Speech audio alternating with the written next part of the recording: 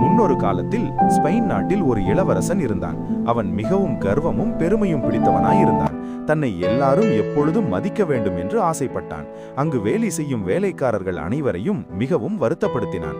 அங்கு இருந்தவர்கள் அவன் கர்வத்தை அடக்கும்படி ஒரு யோசனை செய்தார்கள். ஒரு இரவு இளவரசன் தூங்கிக் கொண்டிருந்த அறைக்கதவின் எதிரே ஒரு பெரிய கண்ணாடியை சாத்தி வைத்தார்கள். மறுநாள் காலை இளவரசன் தன் படுக்கையிலிருந்து எழுந்து வெளியே வந்து அந்த கண்ணாடியை பார்த்தவுடன் திகைப்பில் ஆழ்ந்து மிகவும் கோபமடைந்தான். அந்த இளவரசன் சிறு பிள்ளையாய் இருக்கும்போது அவனுக்கு அம்மை வியாதி வந்திருந்தது. அவன் அதிலிருந்து குணமடைந்த பிறகும் அவன் முகத்தில் இருந்த தழும்புகள் மாறாமல் காணப்பட்டன. அது பார்ப்பதற்கே மிகவும் மோசமாக இருந்தது. இளவரசன் தழும்புகள் நிறைந்த தன் முகத்தை பார்த்துவிடக் கூடாது என்று அவனது பெற்றோர் அரண்மனையில் இருந்த எல்லா கண்ணாடிகளையும் அகற்றிவிட்டனர். ஆகவே தன் சிறு வயது தொடங்கி தன்னுடைய உருவத்தை பார்த்திராத அவன் அன்று கண்ணாடியில் தன் முகத்தை கண்டதும் அவன் நெஞ்சே உறைந்து விட்டது.